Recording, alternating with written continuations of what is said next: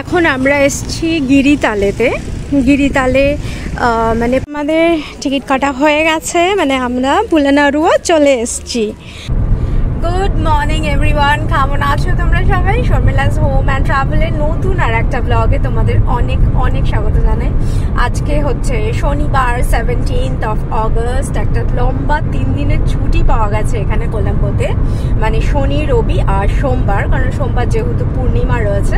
তো এর আগেও আমি তোমাদের ব্লগে বলেছি যে শ্রীলঙ্কাতে কিন্তু পূর্ণিমাতে ছুটি থাকে, তো সেজন্য 3 দিনের লম্বা ছুটি পাওয়া গেছে। তো সেজন্য আমরা আজকে যাচ্ছি হচ্ছে শ্রীলঙ্কার একটা হিস্টোরিক্যাল প্লেস যার নাম হচ্ছে পোলোনারুয়া।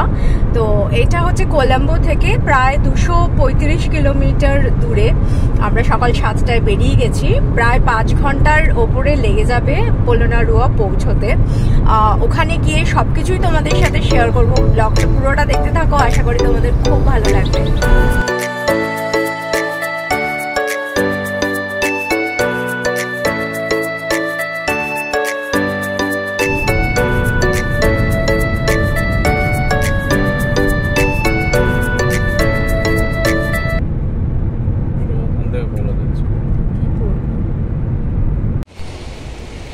এখন 10টা বাজে আর আমরা দেখো এখানে এসছি ব্রেকফাস্ট করতে।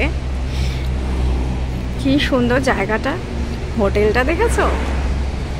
মানে রাজপ্রাসাদের মতো একদম। আর এখানে পাশে রয়েছে একটা ক্যাফে, এখানে এসছি এখন একটু ব্রেকফাস্ট করতে। এখন বাজে 10টা বেজে গেছে, আমাদের আরও প্রায় 2 ঘন্টা মতো তো লাগবেই ওখানে পৌঁছতে। ব্রেকফাস্ট করে আমরা রওনাই দিয়েছি, আর একটু আসতেই দেখো রাস্তায় চলে এসছে জঙ্গল থেকে একদম হাতি। এরকম শ্রীলঙ্কায় কিন্তু নানান জায়গায় প্রায় হাতি এরকম রাস্তায় চলেই আসে। এখানে ভিউটা দেখো কি অসাধারণ সুন্দর।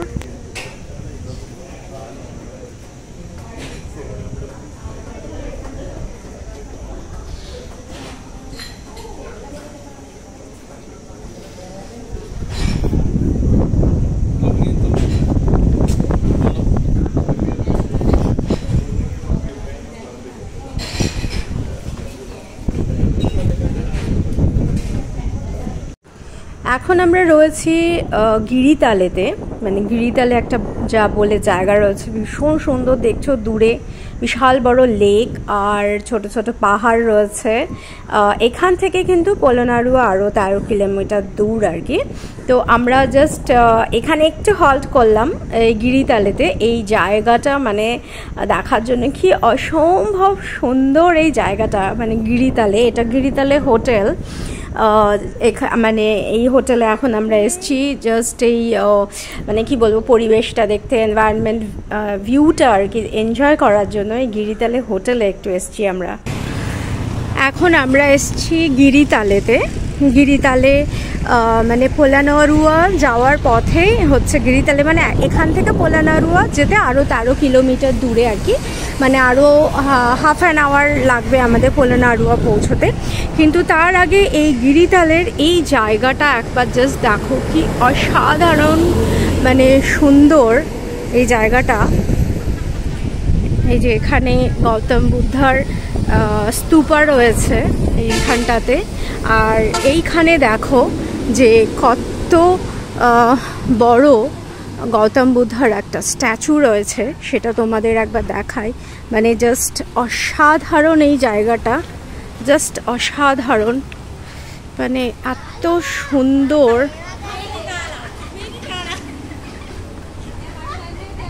ভীষণ সুন্দর এই জায়গাটা। এই জায়গাটা মানে এর আগেও আমি একবার এসেছিলাম। যাই হোক, এই যে তোমার দেখো, এই যে এখানে গৌতম বুদ্ধা স্ট্যাচুটা তোমাদের দেখাই, ভীষণ সুন্দর আর মানে আকৃতিতে অনেক বড়। এই যে এখান থেকে একটা ছোট্ট মানে ব্রিজের মতো করা রয়েছে, যেখানে ওখান থেকে যাওয়া যায়। জাস্ট মূর্তিটা একবার দেখো, দেখেছো এত সুন্দর। আর এই পুরো গিরিতালের মেন অ্যাট্রাকশনই হচ্ছে এই লেকটা। একটা বিশাল বড় লেক রয়েছে, দাঁড়াও এখানে to remove your shoes and come. এই যে আরো সামনে আসলাম, বিশাল বড় ওই যে মূর্তি দেখতে পাচ্ছ।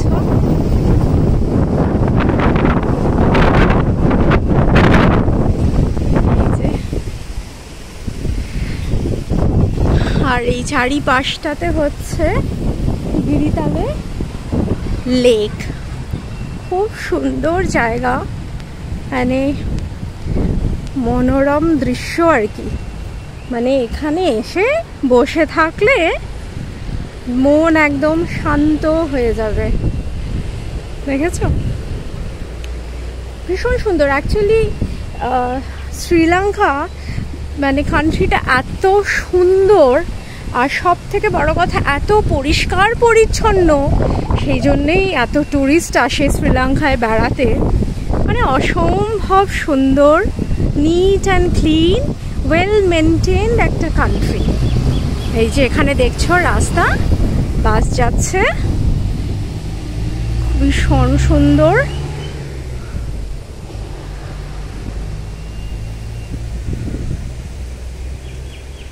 তো এখন আমরা এখান থেকে যাব পোলেনারুয়া, যেটা হচ্ছে শ্রীলঙ্কার হিস্টোরিক্যাল প্লেস। আরও 13 কিলোমিটার, হাফ অ্যান আওয়ার আরও লাগবে যেতে। আমার তো মানে আর এত সুন্দর হাওয়া দিচ্ছে, পুরো লেকের পাশে তো ভীষণ সুন্দর হাওয়া দিচ্ছে, মনে হচ্ছে এখানে বসে কিছুক্ষণ সময় কাটাই। কিন্তু অলরেডি 1টা বেজে গেছে, এখনও যেতে হাফ অ্যান আওয়ার লাগবে। ওখানে গিয়ে আজকে আমরা পুরো জায়গাটা, অনেক কিছু দেখার জায়গা রয়েছে পোলেনারুয়াতে, তো সব কিছু ঘুরে দেখব। তো না হলে লেট হয়ে যাবে, 5টা হলে সব বন্ধ করে দেবে। তো এখন আমরা এখান থেকে বেরিয়ে যাব পোলেনারুয়ার দিকে। আমাদের টিকিট কাটা হয়ে গেছে, মানে আমরা পোলেনারুয়া চলে এসেছি ফাইনালি। এখন বাজে হচ্ছে 2টো বাজতে 5 মিনিট বাকি। এই যে টিকিট হয়ে গেছে, আর এটা ছিল হচ্ছে টিকিট কাউন্টার। আর পুরো আর্কিওলজিক্যাল সাইটটা আমরা ঘুরবো আর কি। এটা ঘুরতে বললো ইট উইল টেক 3 আওয়ার্স, 3 ঘন্টা লাগবে ঘুরতে। আর সব থেকে ভালো জিনিস হচ্ছে গাড়ি নিয়ে যাওয়া যাবে ভেতরটাতে, তো সেই জন্য কোনো অসুবিধে হবে না। তো গাড়ি নিয়েই যাব আমরা ভেতরটা, পুরো আর্কিওলজিক্যাল সাইটটা ঘুরবো। সব কিছুই তোমাদের সাথে শেয়ার করবো, ব্লগটা দেখতে থাকো, আশা করি তোমাদের খুব ভালো লাগবে। এটা হচ্ছে আমাদের পোলেনারুয়ার ফার্স্ট সাইটে এখন আমরা এসেছি, যার নাম হচ্ছে রয়্যাল প্যালেস। মানে এটা হচ্ছে 7 স্টোরিড প্যালেস, যার নাম হচ্ছে বিজয়াতপায়া আর বিজয়ন্তা প্রাসাদ আর কি, যেটা তৈরি করেছিলেন রাজা পরাক্রম বাহু। উনি তৈরি করেছিলেন। রাজা পরাক্রম বাহু প্রথম আর কি শ্রীলঙ্কার ইতিহাসে অন্যতম প্রভাবশালী ও সফল রাজা হিসেবে পরিচিত। ওনার শাসন আমলে শ্রীলঙ্কার অর্থনৈতিক, সামরিক ও সাংস্কৃতিক দিক থেকে শীর্ষে ছিল, এবং এই প্রাসাদটি সেই সমৃদ্ধির সাফল্য বহন করে। বিজয়াতপায়া প্রাসাদটি 7 তলা বিশিষ্ট একটি বৃহৎ প্রাসাদ ছিল, যা তৎকালীন রাজকীয় আবাস ও প্রশাসনিক কেন্দ্র হিসেবে ব্যবহৃত হতো। প্রাসাদটি প্রায় 80 ফুট উঁচু ছিল এবং এর দেওয়ালগুলো অতি মজবুত ইটের তৈরি ছিল। সেই জন্য দেখো ইটগুলো, মানে দেওয়ালগুলো সেই জন্য এখনও রয়েছে, যদিও এখন এর কিছু অংশ মাত্রই টিকে আছে। তবে ধারণা করা হয় যে এটি ছিল একটি অন্যতম বিশালবহুল, মানে বিলাসবহুল ও জাঁকজমকপূর্ণ ভবন। প্রাসাদটির নকশা শ্রীলঙ্কার তৎকালীন স্থাপত্যশৈলীর একটি উৎকৃষ্ট উদাহরণ। এই প্রাসাদটি শ্রীলঙ্কার ইতিহাসের মহৎ অধ্যায়ের সাক্ষী এবং প্রাচীন শ্রীলঙ্কার রাজাদের শক্তি ও সমৃদ্ধির প্রতীক। প্রাসাদটির ধ্বংসাবশেষ এখন পোলেনারুয়ার ঐতিহাসিক ঐতিহ্যকে প্রমাণ করে এবং শ্রীলঙ্কার স্থাপত্য ও সংস্কৃতির একটি গুরুত্বপূর্ণ অংশ হিসেবে এটিকে সংরক্ষণ করা হয়েছে। এখন আমরা এসছি সেকেন্ড প্লেসে আর কি, দ্বিতীয় জায়গায়। এটার নাম হচ্ছে কাউন্সিল চেম্বার। এই কাউন্সিল চেম্বারটি বিখ্যাত রাজা পরাক্রম বাহু নির্মাণ করেছিলেন। ওনার আমলে এই রাজকীয় সভা এবং সিদ্ধান্ত গ্রহণের কেন্দ্র হিসেবেই ব্যবহৃত হতো এই জায়গাটি। আর এই স্থাপত্যের প্রধান বৈশিষ্ট্য হলো এর কারুকার্যপূর্ণ খোদাই এবং স্তম্ভগুলো। দেখতে পাচ্ছ কত স্তম্ভ রয়েছে এখানে। আর এটা একটা উঁচু প্ল্যাটফর্মের ওপরে নির্মিত করা হয়েছিল, যা আর কি রাজাকে জনগণের থেকে আর কি উঁচুতে বসিয়ে রাখার জন্যই তৈরি করা হয়েছিল। আর এই পুরো জায়গাটি আর কি স্থাপনাটি আর কি শ্রীলঙ্কার রাজনৈতিক শক্তির প্রতীক। আর রাজা পরাক্রম বাহু শ্রীলঙ্কার রাজত্বকালে কিন্তু পোলোনারুয়া শহরটি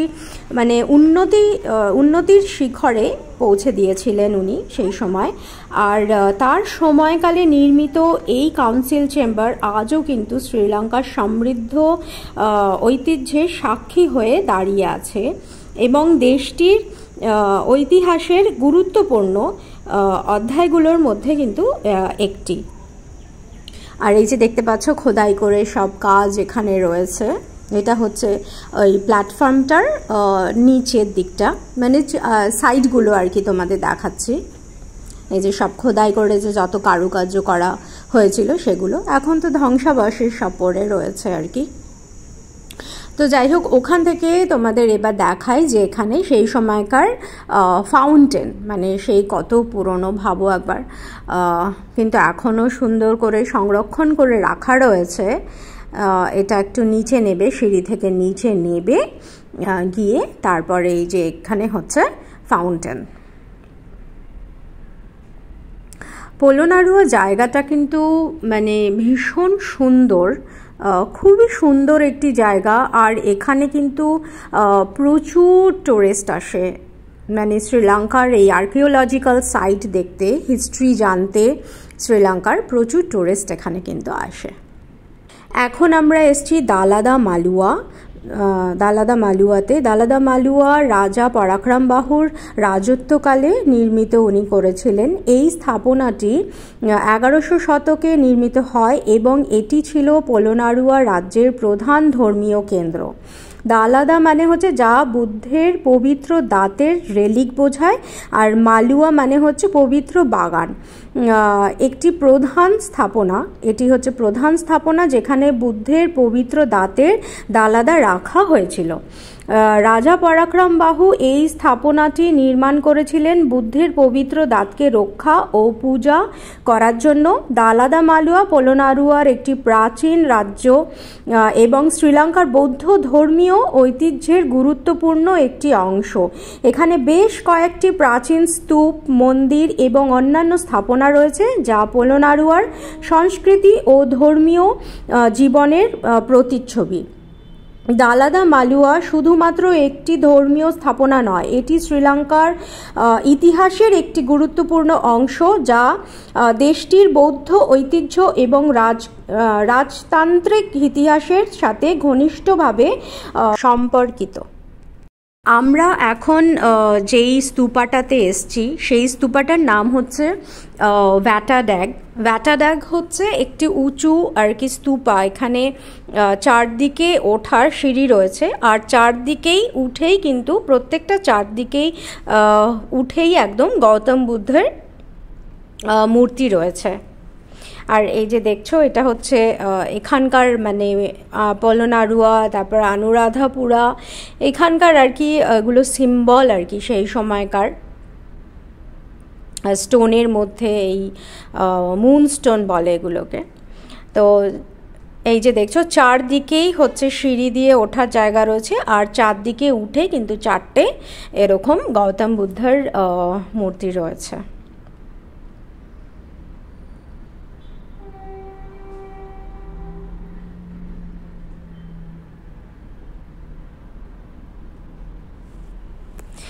এই যে দেখতেই পাচ্ছ সব মানে ধ্বংসাবশেষ আর কি সব রয়েছে, কিন্তু এটা অনেক এখনও মানে এই জায়গাটাতে মানে খুব সুন্দর করে ওরা রেখেছে, কারণ এটা হচ্ছে মানে আর্কিওলজিক্যাল সাইট প্লাস হচ্ছে ইউনেস্কোর আন্ডারে রয়েছে, সেই জন্য মানে সংরক্ষণ করে এখনও ওরা সুন্দরভাবেই রেখেছে। আর শুধু সেইটা নয়, এই পোলোনারুয়াতে কিন্তু মানে দেশ বিদেশ থেকে প্রচুর প্রচুর পর্যটক আসে কিন্তু এই জায়গাটি দেখতে।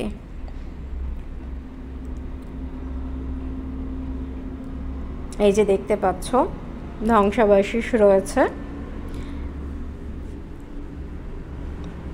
এই যে এখানেও সিঁড়ি, মানে চারদিকেই সিঁড়ি আর চারদিকেই গৌতম বুদ্ধের মূর্তি রয়েছে।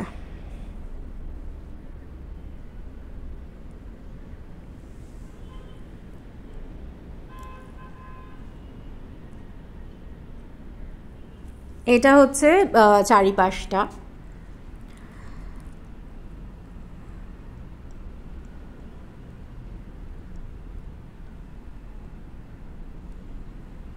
আর প্রচুর টুরিস্ট কিন্তু রয়েছে এখানে, প্রচুর ভিড় রয়েছে অনেক। তারপরে অনেক স্কুল থেকেও অনেক স্টুডেন্টরা এসেছে, মানে স্কুল থেকে নিয়ে এসেছে দেখানোর জন্যে এই পোলোনারুয়ার এই আর্কিওলজিক্যাল সাইট। এই যে দেখছো সব ধ্বংসাবশেষ এখানে সংরক্ষণ করে রাখা রয়েছে।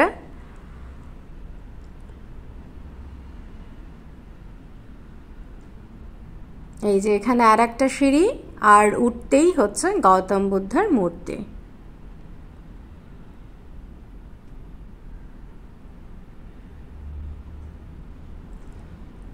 এই জায়গা হচ্ছে শ্রীলঙ্কার ইতিহাস।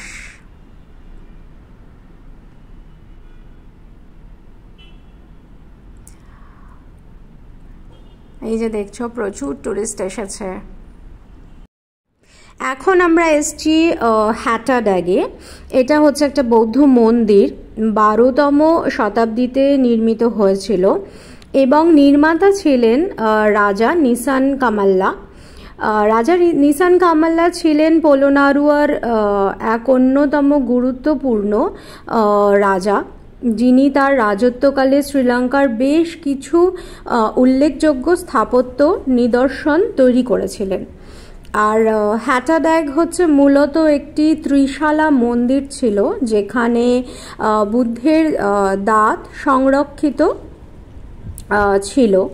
মন্দিরটিতে 3টে কক্ষ ছিল, আর মাঝখানের যে কক্ষটা মানে মধ্য কক্ষটিতে বুদ্ধের দাঁত সংরক্ষণের জন্য একটি পবিত্র স্থান ছিল। এই যে দেখতে পাচ্ছ এটা হচ্ছে হ্যাটাড্যাগ, মানে এই মন্দিরটার নাম হচ্ছে হ্যাটাড্যাগ। এই যে সব ধ্বংসাবশেষ রয়েছে, কিন্তু যতটা যাই আছে সেটাকেও এখন সুন্দর করে ইউনেস্কোর আন্ডারে সুন্দর করে এগুলোকে মেনটেন করে রাখা হয়েছে।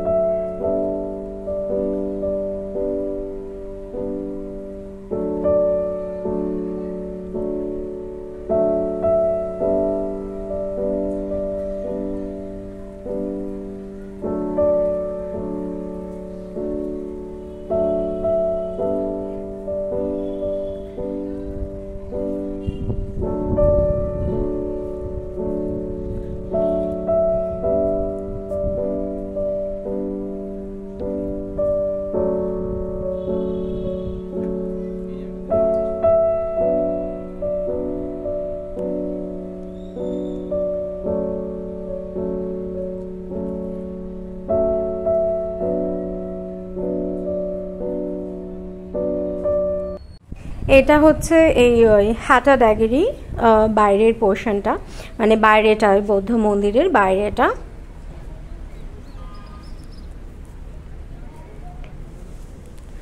আর এই পাশে দেখতে পাচ্ছ যে কত টুরিস্ট রয়েছে, প্রচুর পর্যটক এসেছে, প্রচুর।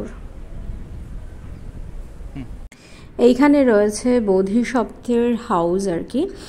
বোধিসত্ত্ব হলো সেই ব্যক্তি যিনি বুদ্ধত্ব অর্জনের পথে অগ্রসর হন, কিন্তু সব প্রাণীর মুক্তির জন্য নিজের বৌদ্ধত্ব লাভ করতে বিলম্ব করেন। পোলনারুয়াতে বোধিসত্ত্ব মূর্তির প্রাধান্য রয়েছে, যা তখনকার সময়ের বৌদ্ধ ধর্মের মহাযান শাখার প্রভাবকে নির্দেশ করে।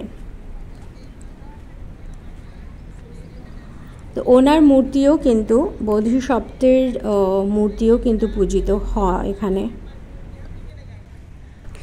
এখন আমরা রয়েছি অ্যালাডাকে। অ্যালাডাক হচ্ছে এটাও একটা বৌদ্ধ মন্দির। এই যে দেখতে পাচ্ছ এখানে পিলারে সব সুন্দর কারুকার্য করা রয়েছে, মানে এখনও কিছুটা অবশিষ্ট রয়েছে আর কি। এই মন্দিরটিও তৈরি করা হয়েছিল 12তম শতাব্দীতে নির্মাণ হয়েছিল আর কি। আর নির্মাতা ছিলেন হচ্ছে রাজা নিসান কামাল্লা। রাজা নিসান কামাল্লা তৈরি করেছিলেন। উনি ছিলেন হচ্ছে পোলনারুয়ার অন্যতম গুরুত্বপূর্ণ রাজা, যিনি আর কি তার রাজত্বকালে মানে শ্রীলঙ্কার বেশ কিছু উল্লেখযোগ্য স্থাপত্য তৈরি উনি করেছিলেন। এই যে দেখতে পাচ্ছ।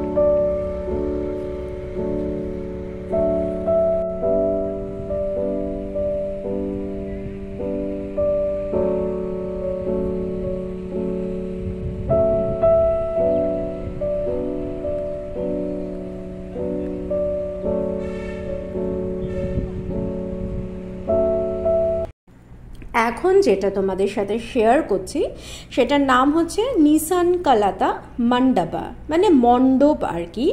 এটা বানিয়েছিলেন রাজা নিসাঙ্কা মাল্লা, উনি এটা নির্মাণ করেছিলেন। আর মানে এটা একটা মণ্ডপ, এই মণ্ডপ মূলত আর কি পুষ্পাঞ্জলি, বুদ্ধের পুষ্পাঞ্জলির জন্য ব্যবহৃত হতো। নিসাঙ্কালাতা মণ্ডপ একটি খোলা মণ্ডপ, যা স্তম্ভ সম্বলিত মণ্ডপ, যেখানে বুদ্ধের মূর্তি রাখা হতো। আর মণ্ডপার মধ্যে অবস্থিত 8 পাথরের স্তম্ভ, মানে সেটা তোমরা যদি খুব ভালো করে নোটিস করো তোমরা দেখতে পারবে যে যেগুলি আর কি সরলভাবে বাঁকানো, স্তম্ভগুলো বাঁকানো এবং একটি পুষ্পকলিতার মতো আকার ধারণ করে। খুব সুন্দর স্তম্ভ ডিজাইনগুলো, মানে ফুলের মতো আর কি, খুব সুন্দর লাগলো এটা দেখতে।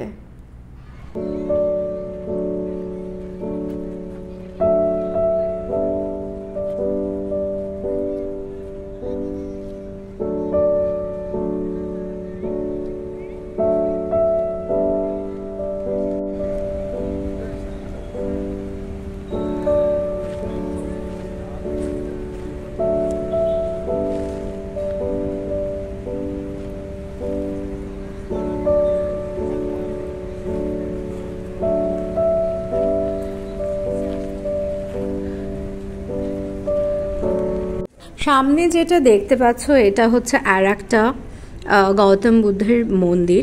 তো চলো ভেতরে যাই, মানে দেখেই বুঝতে পারছো যে কত পুরনো আর কি এই মন্দিরগুলো। মানে এই জায়গাটাতে যতগুলো গৌতম বুদ্ধের মন্দির রয়েছে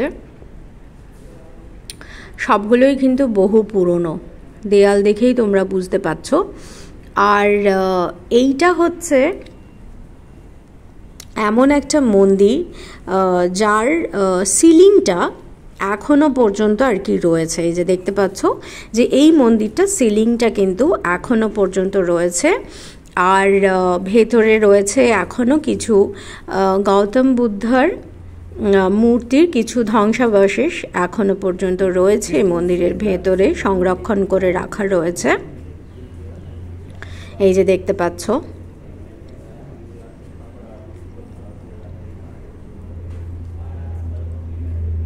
মানে এই জায়গাটাতে একমাত্র এই মন্দিরটাই এখনো পর্যন্ত রয়েছে, যে যার সিলিংটা এখনো রয়েছে আর কি, মানে ওয়াল সিলিং পুরোটাই বলতে গেলে এখনো রয়েছে। আর বাকি তো দেখলাম সবগুলোরই মানে ওগুলো কিছু নেই এখন আর সেরকম।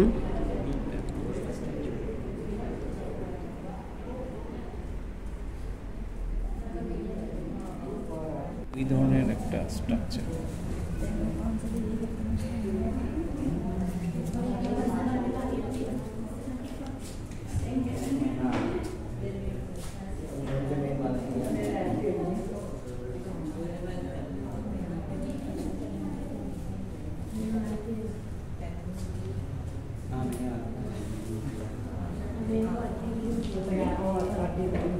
তো এখন আমরা এই মন্দির থেকে এখন বেরিয়ে যাচ্ছি হচ্ছে আমাদের পরবর্তী গন্তব্যস্থলে, মানে ওই একই জায়গাতেই আর কি। তো যাই হোক, এইটা দেখতে পাচ্ছ যে সাত মহল প্রাসাদ, এটা মানে আর কি 7 তলা একটা প্রাসাদ, মূলত একটি পিরামিড আকৃতির স্তূপ আর কি, যার 7টি ধাপ রয়েছে।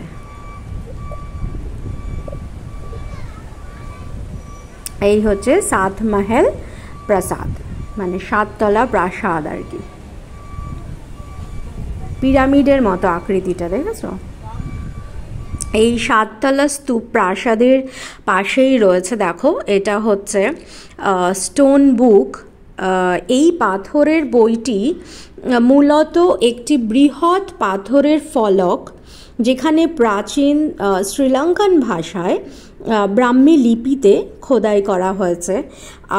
এতে রাজা নিসাঙ্কা মাল্লা তার বীরত্বপূর্ণ কীর্তি, শাসনকাল এবং ধর্মীয় কর্মকাণ্ডের বিবরণ উনি দিয়েছেন এখানে।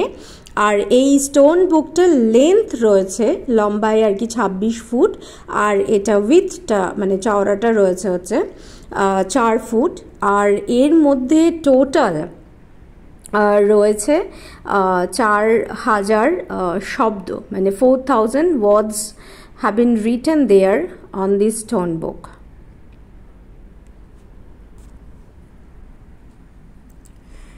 এই যে দেখতে পাচ্ছ, এই হচ্ছে স্টোন বুক।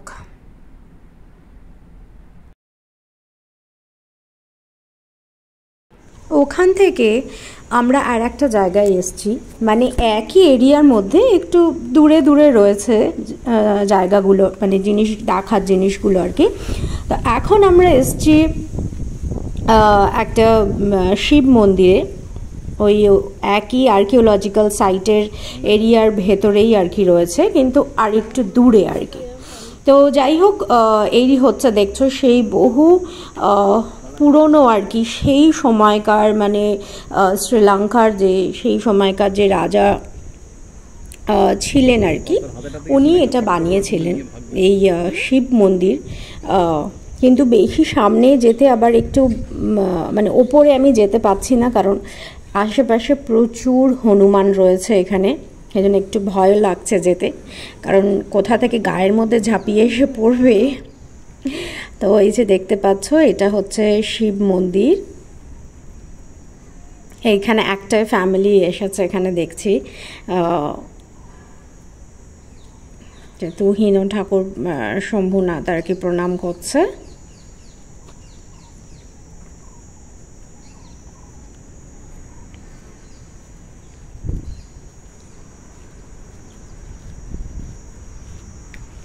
এটা হচ্ছে মন্দিরের পেছনটা।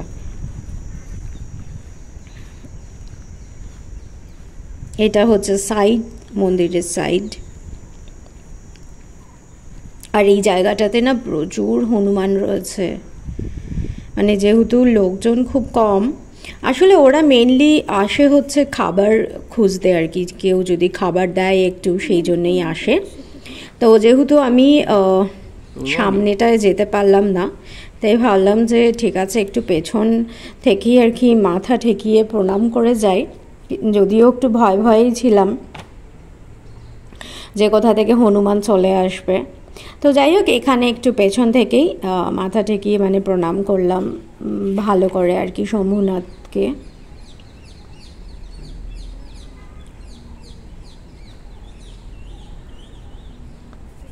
তো এখান থেকে আমরা এবার বেরিয়ে যাব। বেরিয়ে এখন যাব হচ্ছে আর একটা জায়গাতে। আমি জানি এই ব্লগটা একটু বড় হচ্ছে, কিছু করার নেই, কারণ এখানে এত কিছু দেখার রয়েছে, এত কিছু জানার রয়েছে, তো সেই জন্য একটু বড়ই হবে এই ব্লগটা। কিন্তু তোমাদের কাছে রিকোয়েস্ট, একটু পেশেন্স নিয়ে তোমরা ব্লগটা দেখো, কারণ এত কিছু রয়েছে, তোমাদেরও ব্লগটা মানে দেখতে খুব ভালো লাগবে যে শ্রীলঙ্কার এখানে এত সুন্দর আর্কিওলজিক্যাল সাইট, এত কিছু রয়েছে।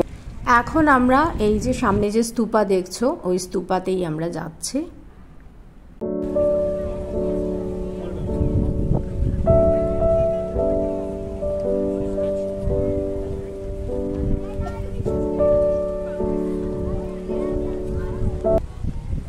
আমরা এখন এসছি এই গৌতম বুদ্ধের এই স্তূপা।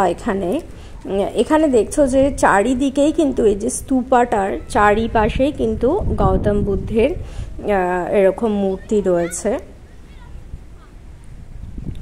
আর স্তূপাটা আর কি বিশাল এরিয়া নিয়ে, অনেকটা মানে এরিয়া নিয়ে কিন্তু এই স্তূপাটা এখানে রয়েছে পোলনারুয়াতে।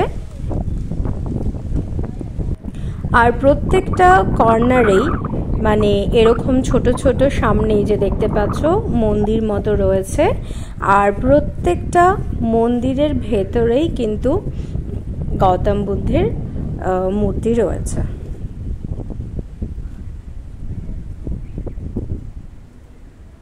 এই যে দেখতে পাচ্ছ ভেতরে প্রত্যেকটা এরকম মন্দিরের ভেতরেই বুদ্ধ রয়েছেন। তো আমরা স্তূপাটা মানে এখানে শ্রীলঙ্কাতে যে কোনো স্তূপাই ভীষণ সুন্দর হয়। এটা তো অনেক পুরনো এই স্তূপা, দেখো এখনো কত মানে সুন্দর করে এখনো সংরক্ষণ করে রাখা রয়েছে। আর এই যে ধ্বংসাবশেষ জায়গায় জায়গায় দেখতে পাচ্ছ এই যে বুদ্ধের মূর্তির আর কি। আর এই যে আমি যে বললাম যে পুরো স্তূপাটা ঘিরেই কিন্তু চারিপাশে এই যে এরকম ছোট ছোট মন্দির মতো রয়েছে, আর তার ভেতরে কিন্তু রয়েছেন বুদ্ধা।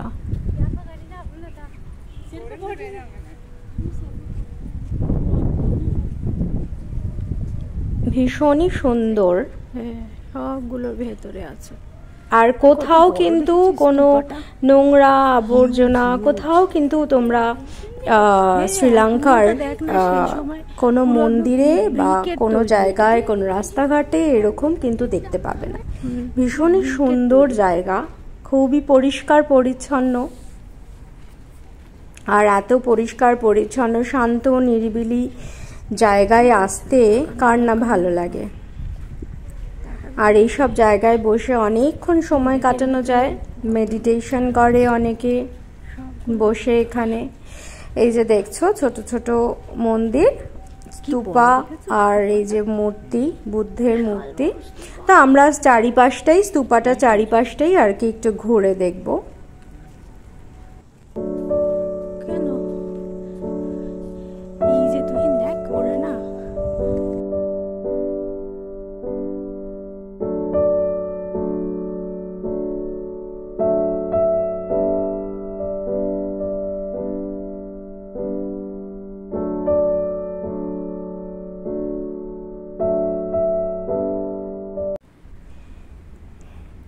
এর ভেতরে ঢুকে দেখো যেটা দেখলাম, মানে শেপটা দেখে বোঝাই যাচ্ছে যে এখানে একটা মানে ইনক্লাইন্ড বুদ্ধার কিন্তু মূর্তি আর কি ছিল, মানে যেটা আর কি শোয়া গৌতম বুদ্ধার মূর্তি, সেই মূর্তিটাই কিন্তু এখানে ছিল। এই যে দেখো এটা এখন তো ধ্বংসাবশেষ রয়েছে, মানে শেপটা দেখে কিন্তু সেটাই বোঝা যাচ্ছে।